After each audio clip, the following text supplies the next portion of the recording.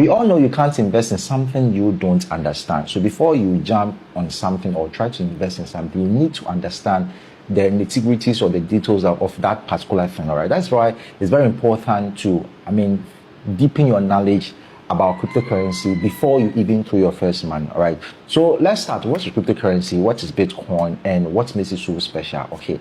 Before we can talk about cryptocurrency, we need to talk about fiat currency. Fiat currency is basically what we have, like the Ghana cedi, dollar, naira, whatever that we see. Fiat currency is basically what we have. All right. The Ghana cedi, the dollar, 10 Ghana cedis, 100 Ghana, they are all called fiat currency. Okay. They are called fiat money or fiat currency. So what makes cryptocurrency and fiat money? When I say cryptocurrency or say Bitcoin, I will use it interchangeably. So when I mention Bitcoin, it means cryptocurrency. When I mention cryptocurrency, you can think of any traditional cryptocurrencies you know, or if you don't know any, you can just think of it as Bitcoin. All right. What makes cryptocurrency or Bitcoin different from the fiat currency or whatever that we know? Okay, let's talk about cryptocurrency as a currency. Then later we'll look at cryptocurrency as an asset. Okay, so the difference between cryptocurrency and the fiat currency, or what we know as paper money that we all use, is the fact that cryptocurrency is decentralized and fiat currency is centralized. When we say something is centralized, it means it's controlled by an entity, government, institution, or its infrastructures are owned and controlled by an entity, state or government. All right. So in the case of fiat currency, you can't go and print 1 Ghana cedis or 10 Ghana cedis or 100 Ghana cedis. We all can print. I can just pick up my printer and print money.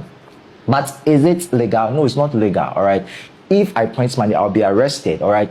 But government can decide to design any paper or whatever and then entrust us to use it. All right. That's what's called the legal tender, which means if you even refuse to accept it, you can be punished for that. All right. So it's controlled, or fiat money or fiat currency is controlled, owned by the state institutions or the government or the central government. In our case in Ghana is the central bank. In the US we call it the federal bank. But basically fiat currency is centralized, which means controlled by the central state or central government. They have the power to print it, issue it, and all that. And also they can print as many as they want. There's no limit or there's no cap to how much they can print. Okay, so the government can decide to just wake up one morning and decide to print as many. That causes the inflation and all that. All right.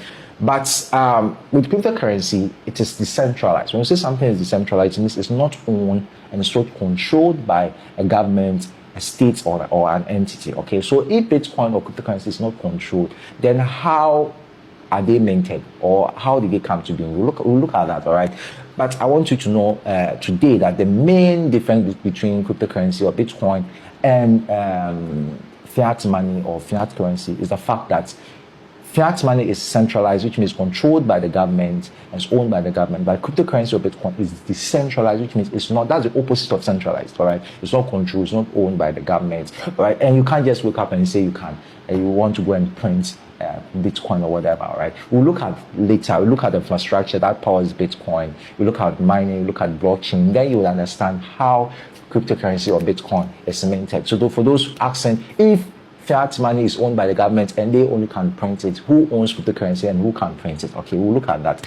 So today we talked about cryptocurrency as a currency, vis-a-vis fiat currency. Next time talk about cryptocurrency as an asset. Then we move to the next stage. All right, so thanks for watching the video. If you want to join my community, just tap on the comment section, join. I'll send the link in your inbox so that you can join my community and start learning with me. Thanks for watching this video. Bye.